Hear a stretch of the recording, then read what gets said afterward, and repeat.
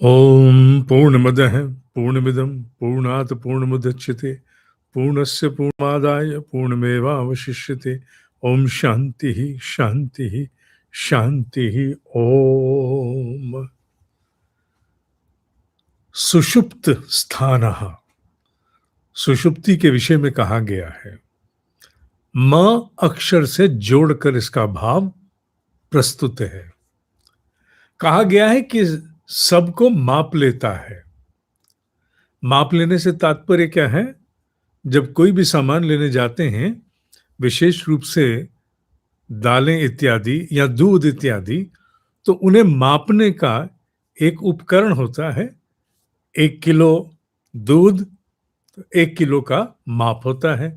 उसी प्रकार जब उनको दाल मापनी है तो वो तराजू में एक बर्तन होता है जिसमें दाल भर के बाट रख के और मापा जाता है। माने मेजर, माप लेना। जिसमें सब कुछ आ जाता है वही तो मापेगा। जिसमें दाल नहीं आ सकती, दाल कैसे? दूध नहीं आ सकता, दूध कैसे? तो जो मापने वाला उपकरण है उसे यहां मकार की संज्ञा दी गई है। वो इसलिए क्योंकि अ, उ और म, ये म उन दोनों को, अ और उ को अपने में समेट लेता है। जब हम ओम का उच्चारण करते हैं तो अ उ म में जाकर विलय हो जाता है।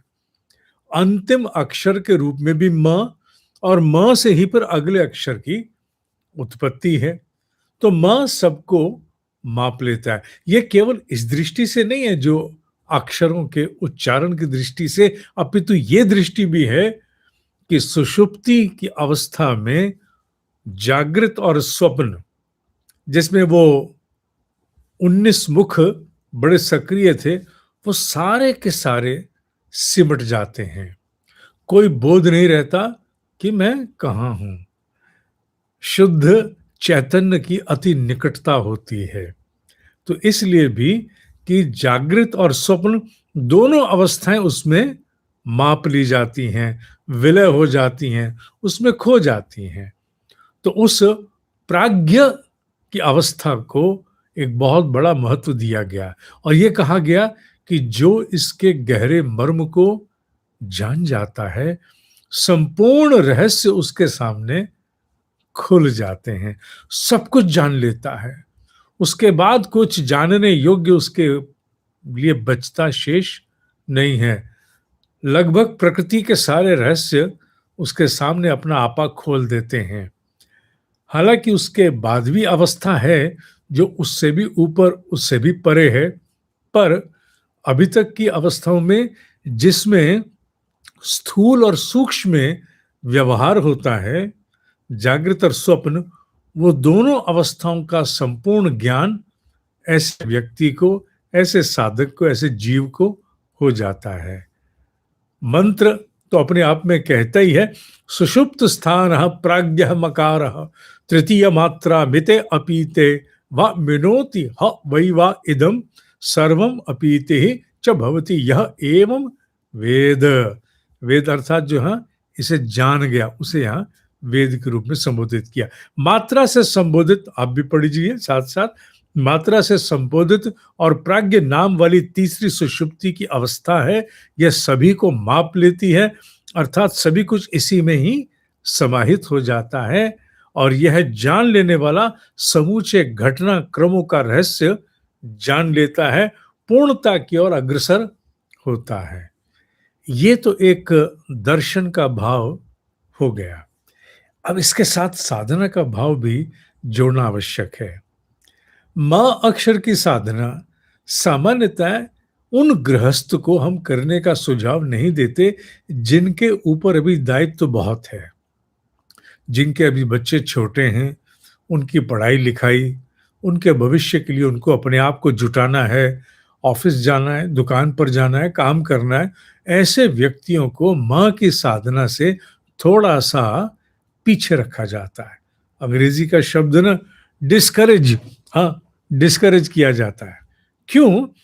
क्योंकि ये सत्य है कि मां की साधना के उपरांत जो पूरा कपाल, पूरा कपाल झंकृत होता है, उस तरंग के बाद अवतरित जो अवस्था है उसमें स्वतः ही वैराग्य भाव जन्म लेता है। एक असीम आनंद, असीम शांति। और फिर प्रश्न अपने आप से कोई यही पूछेगा, इससे बाहर क्यों आना, किसके लिए आना, क्या करने आना, क्या उसके लिए जो नहीं रहने वाला। ये मेरा नाम, ये मेरा रूप, ये मेरा परिवार, आज कोई रिश्तेदार, कल कोई और होगा, तो क्यों मैं आऊं क्यों बाहर। तो इससे क्या होता है, ऐसी अवस्थाओं से जिनके कंधों पर दायित्व होता है वो अपने दायित्व से विमुख होना आरंभ हो जाते हैं, पीछे हटते हैं। तो वो पीछे ना हटें और वो सक्रियता से अपने आप को जुटाए रखें, इसलिए हम इस साधना में ओम इसके लिए प्रेरित करते हैं, मां पर नहीं आने देते। हाँ, जब कभी 6 घंटे 8 मकार की साधना का सबसे बड़ा महत्व वो 2 स्वरूप में जानना अनिवार्य है। एक तो वो जो पूर्ण सजगता से सुषुप्ति की अवस्था को प्राप्त होते हैं, उनके सामने वो सारे रहस्य प्रकट हो जाते हैं जो जागृत अवस्था में कर्म बंधन, गहना कर्मानुगति के कारण, अथवा वो किसी न किसी मनुष्य के वृत्तियों के प्रभाव के कारण, अथवा वो किसी सूक्ष्म काल के प्रवाह में चल रहे किसी चक्र के प्रभाव के रूप में उपस्थित हो रहे हों, वो सब कुछ उनके सामने प्रकट हो जाता है। साथ ही उनके सामने भी सब कुछ प्रकट होता है जो केवल म अक्षर की साधना, मकार की साधना को ही म इसे पकड़ करके बैठ जाते हैं। इन दोनों प्रकार के लोगों के समक्ष ये संपूर्ण रहस्य खुल जाते हैं और उन्हें सब कुछ ज्ञात होना आरंभ हो जाता है।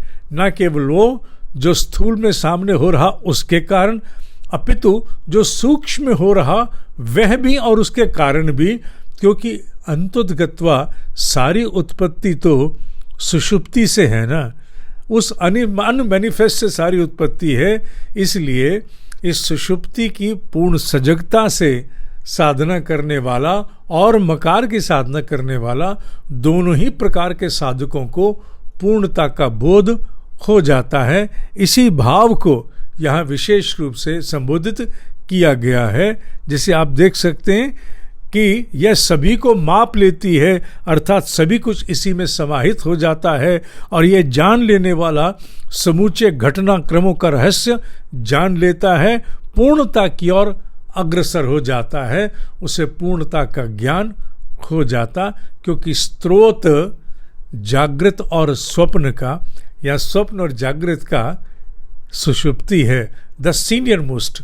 वो है तो बाकी की सारी उत्पत्ति संभव हुई, वो नहीं हो तो उत्पत्ति संभव नहीं हो सकती है। अतः इस तृतीय मात्रा का महत्व हमने इसके दर्शन के रूप में और इसकी साधना के उस महत्वपूर्ण पक्ष के रूप में भी लिया, जिसमें कपाल को झंकृत करके हम इन स्तरों को प्राप्त हो जाते हैं कि ऐसे आनंद से बाहर आने का मन नहीं करता, स्वतः ही भीतर से वैराग्य और विरक्ति आती है जो बार बार अंतर्मुखी होने के लिए विवश करती है कि बाहर है क्या, जाना किसके लिए है। पर मर्यादाओं का ध्यान सदैव रखा जाता है, जिससे जीव जिसके सिर पर दायित्व हैं अपने कर्म बंधनों से विमुख होकर पीछे आकर और बड़े गहरे कर्म बंधनों को ना बांध ले। ये भाव साथ में विशेष ध्यान में रखा जाता है। अतः इस सुषुप्ति से संबंधित मकार की साधना, मकार के दर्शन पर आज का ये भाव प्रस्तुत है। आज के लिए इतना ही। ओम पूर्णमदः पूर्णमिदं पूर्णात् पूर्णमुदच्यते पूर्णस्य पूर्णमादाय पूर्णमेवावशिष्यते। ओम शांति शांति शांति। ओम ओम ही सत्य है, ओम ही सत्य है, ओम ही सत्य है।